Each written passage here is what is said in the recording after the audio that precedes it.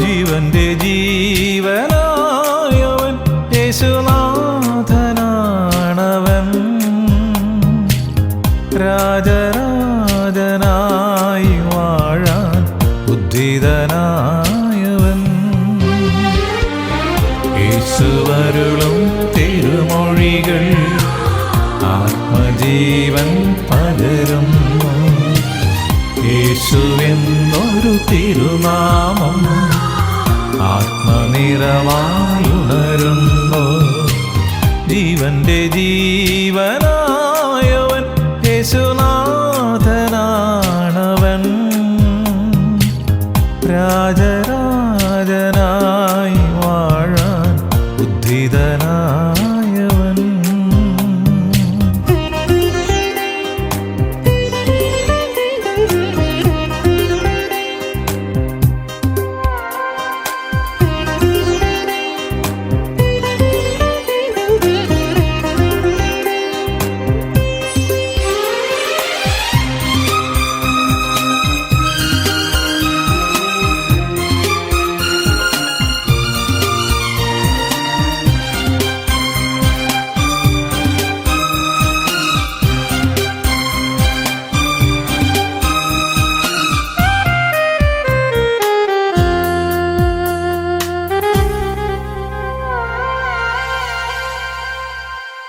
ജായരോസിൻ കുഞ്ഞിനായി നവ്യജീവൻ തന്നവൻ.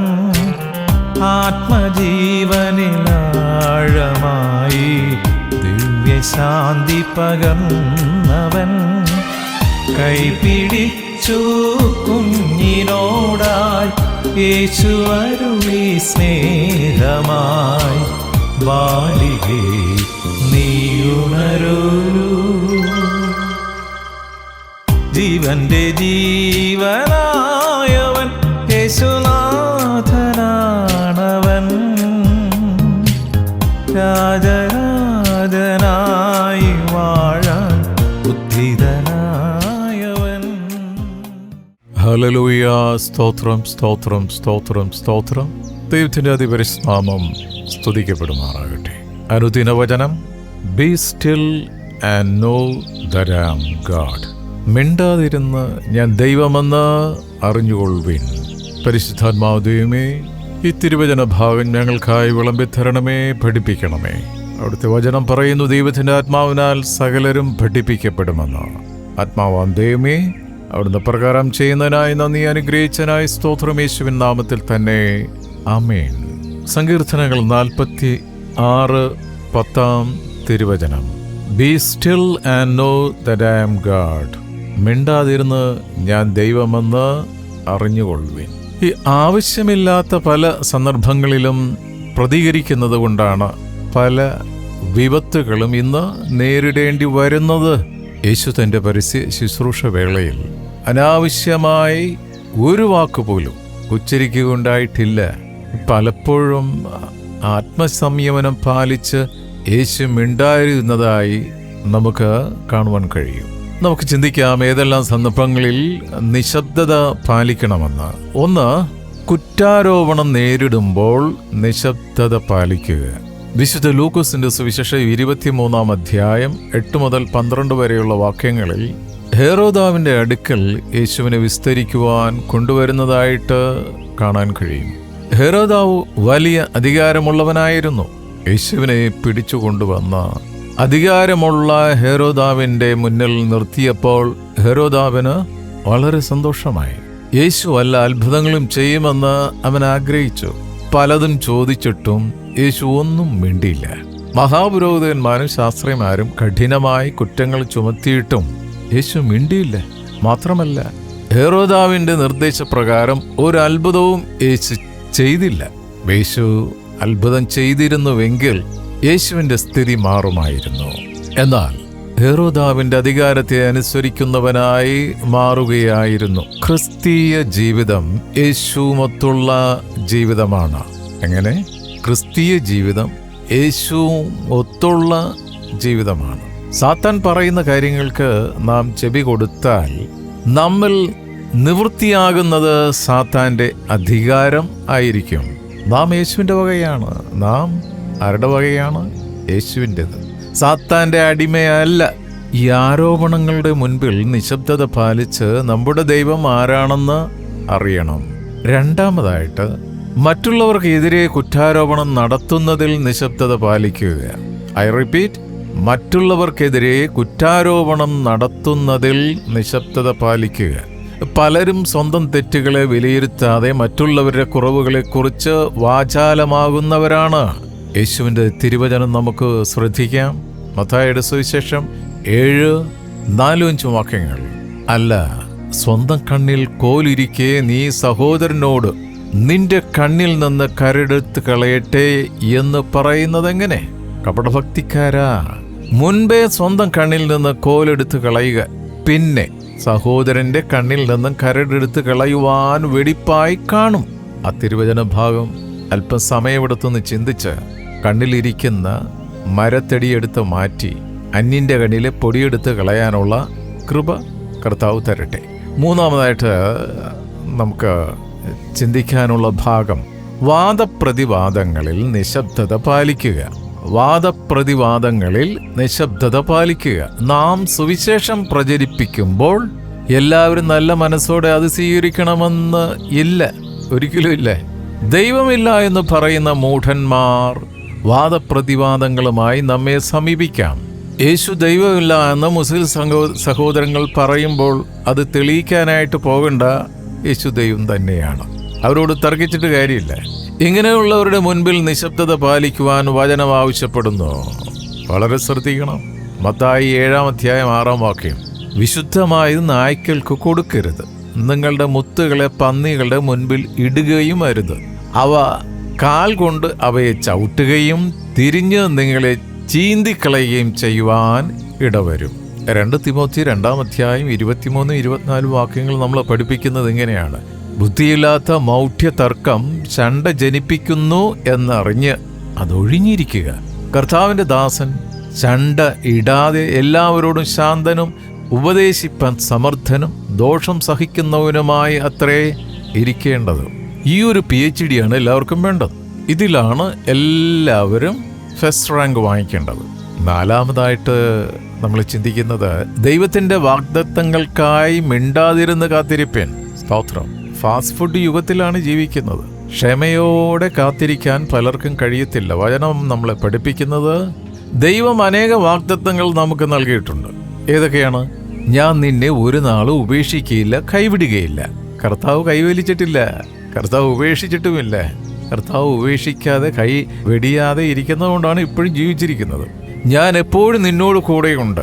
The greatest blessing from the Lord is this promise. ഞാൻ എപ്പോഴും നിന്നോട് കൂടെയുണ്ട്. ഈ വാഗ്ദത്തം കർത്താവ് യേശുവിന് മാത്രമേ തരാൻ കഴിയുള്ളൂ. Because he is God. യേശു ദൈവമായതുകൊണ്ടാണ്. അതിനാൽ ഏത് പ്രതിസന്ധികളിലും നിശബ്ദത പാലിച്ച് ദൈവവാഗ്ദത്തങ്ങളിൽ ഉറച്ചു വിശ്വസിച്ച് നിശബ്ദമായി നാം ഇരിക്കേണ്ടതാകുന്നു. ഇസ്രായേൽ മക്കളെ പോലെ ദൈവത്തെ പഴിക്കുന്നവരായി നാം ഒരിക്കലും മാറരുത്. നമ്മുടെ സകല ആവശ്യങ്ങളും ദൈവം അറിയുന്നു. ചെങ്കടൽ തീരത്തെത്തിയ ഇസ്രായേൽ ജനത്തോട് മോശ ഇങ്ങനെയാണ് പറഞ്ഞത്. പുറപ്പാട് 14:13-14 തിരുവചനങ്ങൾ. ഭയപ്പെടേണ്ട, ഉറച്ചു നിൽപ്പീൻ. കർത്താവ് ഇന്ന് നിങ്ങൾക്ക് ചെയ്യുവാനിരിക്കുന്ന രക്ഷ കണ്ടുകൊള്ളുവീൻ. നിങ്ങളിന്ന് കണ്ടിട്ടുള്ള മിസ്രൈമ്യരെ ഇനി ഒരു നാളും കാണുകയില്ല. കർത്താവ് നിങ്ങൾക്ക് വേണ്ടി യുദ്ധം ചെയ്യും. നിങ്ങൾ മിണ്ടാതിരിപ്പിൻ എന്ന് പറഞ്ഞു. സ്തോത്രം. മിണ്ടാതിരിക്കാൻ പറഞ്ഞാൽ, അത് ദൈവം പറഞ്ഞാൽ അങ്ങനെ തന്നെ ചെയ്യണം. സ്തോത്രം. മാർത്തായെപ്പോലെ കിടന്ന് അലക്കരുത്. ഇസ്രായേൽ ജനത്തെ പോലെ ദൈവത്തിനോട് മറുതലിക്കുകയും പിറുപിറുക്കുകയും കുറ്റപ്പെടുത്തുകയും ചെയ്യുന്ന ഒത്തിരി പേര് നമുക്ക് ചുറ്റും കാണാം. അവരൊന്നുമല്ല നമ്മുടെ റോൾ മോഡൽ. യേശുവാണ്. യേശു ക്രിസ്തു മാത്രമാണ്. ജീവിതത്തിൽ ഏത് സാഹചര്യവും വന്നുകൊള്ളട്ടെ, മിണ്ടാതിരിക്കുക. ജീവിതത്തിൽ ഏത് സാഹചര്യത്തിലാണെങ്കിൽ പോലും be still and know that I am God. ആ കുറിവാക്യം ഞാൻ ഒന്നുകൂടെ റിപ്പീറ്റ് ചെയ്യണ. സങ്കീർത്തനങ്ങൾ 46:10. മിണ്ടാതിരുന്ന് ഞാൻ ദൈവമെന്ന് അറിഞ്ഞുകൊള്ളുവിൻ. ഇത് വലിയൊരു ഗ്രേസാണ്, വലിയൊരു കൃപയാണ്. ഈ കൃപയാൽ നിറയപ്പെടാൻ നമ്മൾ തന്നെ കർത്താവിൻ്റെ കരങ്ങളിൽ പൂർണ്ണമായി സമർപ്പിക്കാം, പ്രാർത്ഥിക്കാം. ഹല്ലേലൂയ. സ്തോത്രം, സ്തോത്രം, സ്തോത്രം. അപ്പാ, അവിടുത്തെ പുത്രൻ വഴി ഞങ്ങൾ സമർപ്പിക്കുന്ന പ്രാർത്ഥനകൾക്ക് ഉത്തരം നൽകുന്നതിനായി നന്ദി പറയുന്നു. ഇന്ന് തിരുവചനം ശ്രവിച്ച ഓരോ മക്കളെയും അവിടുത്തെ കരങ്ങളിൽ സമർപ്പിച്ച് പ്രാർത്ഥിക്കുന്നു. ഞങ്ങളുടെ മുന്നിൽ വരുന്ന പല വിഷയങ്ങളിലും എടുത്തുചാടി ഉത്തരം പറയാതെ സ്വർഗീയ ആലോചന പ്രകാരം ഓരോ വാക്കിനും ഹല്ലേലൂയ, ഓരോ വാക്കും സംസാരിക്കാനുള്ള കൃപ ഞങ്ങളുടെ മേൽ അവിടുന്ന് നൽകുന്നതിനായി സ്തോത്രം ചെയ്യുന്നു. കുടുംബമായി ഞങ്ങളെ സമർപ്പിച്ച് പ്രാർത്ഥിക്കുന്നു. കർത്താവേ, കുടുംബങ്ങളിൽ ഉണ്ടാകുന്ന എല്ലാ പ്രശ്നങ്ങൾക്കും കാരണം വായിൽ നിന്ന് വരുന്ന വാക്കുകളാണല്ലോ. യേശുവിൻ്റെ നാമത്തിൽ മൗനം പാലിക്കേണ്ട സ്ഥലത്ത് കുടുംബങ്ങളിൽ മൗനം ശീലിക്കുന്നവരായി മാറട്ടെ. കൂട്ടായ്മകളെ സമർപ്പിച്ച് പ്രാർത്ഥിക്കുന്നു. പലപ്പോഴും നല്ലൊരു ശതമാനം കൂട്ടായ്മകളിലും വഴക്കിൻ്റെ പ്രധാന കാരണം വായിൽ നിന്ന് പുറപ്പെടുന്ന മൂർച്ചയേറിയ വാക്കുകളാണ്. യേശുവിൻ്റെ നാമത്തിൽ മൗനമായിരിക്കാൻ എല്ലാവരും പഠിക്കട്ടെ എന്ന് ഓരോ മക്കൾക്കും വേണ്ടി പ്രാർത്ഥിക്കുന്നു. അപ്പോൾ അവിടുന്ന് ഞങ്ങൾക്ക് തന്നിരിക്കുന്ന ഭൗതിക നന്മകൾക്കായി സ്തോത്രം. അവിടെ ഞങ്ങളുടെ വയലുകളെ, ഓഫീസുകളെ, തോട്ടങ്ങളെ, ബിസിനസ്സുകളെ അനുഗ്രഹിച്ചിരിക്കുക. സ്തോത്രം. ഞങ്ങളുടെ ഹൃദയത്തിൻ്റെ ആഗ്രഹങ്ങൾ ഇന്നതെന്ന് അറിഞ്ഞ് തക്ക സമയത്ത് ഞങ്ങളെ മാനിച്ച് സ്നേഹിക്കുന്ന അപ്പാ, അവിടുത്തെ കരുതലിനായി നന്ദി പറയുന്നു. പ്രത്യേകിച്ച് ഈ സമയത്ത് കർത്താവെ, പരീക്ഷ എഴുതിക്കൊണ്ടിരിക്കുന്ന ഞങ്ങളുടെ കുഞ്ഞുങ്ങളെ ഓർത്ത് പ്രാർത്ഥിക്കുന്നു. സ്കൂളും കോളേജിലും പഠിക്കുന്ന മക്കളെ ഓർത്ത് പ്രാർത്ഥിക്കുന്നു. കർത്താവെ, നിന്റെ അധികാരത്തോടെ കുഞ്ഞുങ്ങൾക്ക് വേണ്ടി പ്രാർത്ഥിക്കുന്ന അവരുടെ ബുദ്ധി മണ്ഡലത്തെ അനുഗ്രഹിച്ച് പ്രാർത്ഥിക്കുന്നു. സ്തോത്രം. എല്ലാ ആകുലതകളും മക്കളുടെ ജീവിതത്തിൽ നിന്ന് വിട്ടുമാറട്ടെ. നാളെക്കുറിച്ചുള്ള ആകുലതകൾ വിട്ടുമാറട്ടെ. സകല ഭയവും വിട്ടുമാറട്ടെ. സകല രോഗങ്ങളും വിട്ടുമാറട്ടെ. പൂർണ്ണാരോഗ്യത്തോടെ, സന്തോഷത്തോടെ, സമാധാനത്തോടെ അവിടുത്തോട് ചേർന്ന് നടക്കുവാൻ മക്കളെ സഹായിക്കണം. ലോകം ഒരുക്കി വെച്ചിരിക്കുന്ന സകല കെണികളും തിരിച്ചറിയാനുള്ള സ്വർഗീയ ജ്ഞാനവും പരിജ്ഞാനവും ഞങ്ങളുടെ മക്കൾക്ക് നൽകണമേ എന്ന് പ്രാർത്ഥിക്കുന്നു. അവരെ പഠിപ്പിക്കുന്ന ടീച്ചേഴ്സിനെയും കൂടെ പഠിക്കുന്ന കുഞ്ഞുങ്ങളെയും അനുഗ്രഹിച്ച് പ്രാർത്ഥിക്കുന്നു. കുഞ്ഞുങ്ങളുടെ ആഹാരം അനുഗ്രഹിച്ച് പ്രാർത്ഥിക്കുന്നു. സകല വിഷാംശവും ആഹാരത്തിൽ നിന്നും മാറട്ടെ എന്ന് പ്രാർത്ഥിക്കുന്നു. യേശുവിൻ്റെ നാമത്തിൽ ഞങ്ങൾ ഒരിക്കൽ കൂടി പ്രാർത്ഥിക്കുന്നു. വാർദ്ധക്യത്തിലായിരിക്കുന്ന മാതാപിതാക്കളെ തിരുക്കരങ്ങളിൽ സമർപ്പിച്ച് പ്രാർത്ഥിക്കുന്ന നരക്കുവോളം ഞാൻ നിന്നെ ചുമക്കുമെന്ന് അരുളി ചെയ്ത കർത്താവേ, ഹല്ലേലൂയ. നിന്റെ ഉള്ളം കൈയിൽ അവരെ താങ്ങുന്നതിനായി സ്തോത്രം, സ്തോത്രം. ഒന്നിനെക്കുറിച്ചും പരാതിപ്പെടാതെ, പരിഭവിക്കാതെ, പിറുപിറുക്കാതെ സന്തോഷത്തോടെ അവിടെ നൽകിയ ജീവിതത്തിനായി സ്തോത്രം ചെയ്തുകൊണ്ട് ജീവിക്കുവാൻ അവരെ സഹായിക്കണമെന്ന് പ്രാർത്ഥിക്കുന്നു. ഈ സമയത്ത് കർത്താവ്, യാത്രയിലായിരിക്കുന്ന ഓരോ മക്കളെ ഓർത്ത് പ്രാർത്ഥിക്കുന്നു. ആകാശമാർഗെ, കരമാർഗെ, ജലമാർഗെ യാത്ര ചെയ്യുന്നവരെ ഓർത്ത് പ്രാർത്ഥിക്കുന്നു. എല്ലാ അപകടങ്ങളിൽ നിന്ന് മക്കളെ കാത്തുകൊള്ളണമേ. ദൂരത്തിൻ ചാരത്തുമായി ജോലിക്കായി പഠനത്തിനായി പോയിരിക്കുന്ന ഞങ്ങളുടെ സഹോദരങ്ങളെ, ബന്ധുമിത്രാദികളെ, കൂട്ടുവിശ്വാസികളെ തിരുക്കരങ്ങൾ സമർപ്പിച്ച് പ്രാർത്ഥിക്കുന്ന കർത്താവേ, അവരായിരിക്കുന്ന അവസ്ഥയിൽ സന്തോഷത്തോടെ, സമാധാനത്തോടെ ജീവിക്കുവാൻ, ഐശ്വര്യത്തോടെ ജീവിക്കുവാൻ അവിടുന്ന് അവരെ സഹായിക്കണം. എല്ലാ സാമ്പത്തിക ബുദ്ധിമുട്ടുകളും കടബാധ്യതകളും യേശുവിൻ്റെ നാമത്തിൽ മാറിപ്പോട്ടെ എന്ന് പ്രാർത്ഥിക്കുന്ന കർത്താവ്, ജോലിയില്ലാതെ വിവിധ ഇടങ്ങളിലായിരിക്കുന്നവരുണ്ട്. കർത്താവിൻ്റെ നാമത്തിൽ നെറ്റിയിലെ വിയർപ്പ് കൊണ്ട് അപ്പം ഭക്ഷിക്കുവാനുള്ള നന്മയുടെ വാതിലുകളിലും നിന്റെ മക്കൾക്കായി തുറക്കട്ടെ എന്ന് പ്രാർത്ഥിക്കുന്നു. ഇന്നത്തെ ദിനത്തിനായി സ്തോത്രം. ഇന്നത്തെ ഞങ്ങളെ എല്ലാ പ്രവൃത്തികളെയും ശുശ്രൂഷകളെയും അവിടുന്ന് അനുഗ്രഹിച്ചിരിക്കുക. സ്തോത്രം ചെയ്യുന്നു. ബർത്ത്ഡേ ആഘോഷിക്കുന്നവരെ ഓർത്ത് പ്രാർത്ഥിക്കുന്നു. വിവാഹ വാർഷികം ആഘോഷിക്കുന്നവരെ ഓർത്ത് പ്രാർത്ഥിക്കുന്നു. കർത്താവേ, അവിടുന്ന് കൊടുത്തിരിക്കുന്ന ജീവിതത്തിനായി സ്തോത്രം. അവിടുന്ന് കൊടുത്തിരിക്കുന്ന വിശുദ്ധ വിവാഹ ജീവിതത്തിനായി സ്തോത്രം ചെയ്യുന്നു. മക്കൾ അഭിവൃദ്ധിയിലേക്ക് നാൾക്ക് നാൾ വർദ്ധിച്ചു വരട്ടെ എന്ന് പ്രാർത്ഥിക്കുന്നു. പ്രാർത്ഥനയും യാചനയും കേട്ടിരിക്കുക. നന്ദി അപ്പാ, യേശുവിൻ നാമത്തിൽ തന്നെ. ആമേൻ, ആമേൻ, ആമേൻ.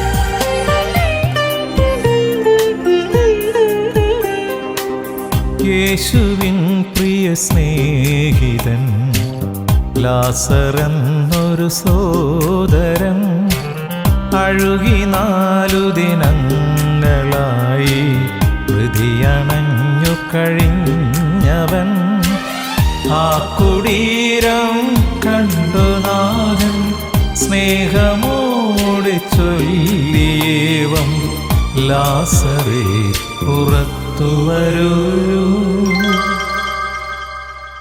ജീവന്റെ ജീവനായവൻ യേശുനാഥനാണവൻ. രാജരാജനായി വാഴാൻ ഉദ്ധിതനായ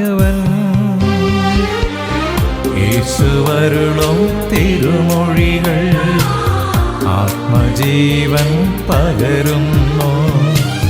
യേശുവെന്നൊരു തിരുനാമം ആത്മനിറവായുണരുന്നു. ജീവന്റെ ജീവനായവൻ യേശുനാഥനാണവൻ. രാജരാജനായി വാഴാൻ ഉദ്ധിതൻ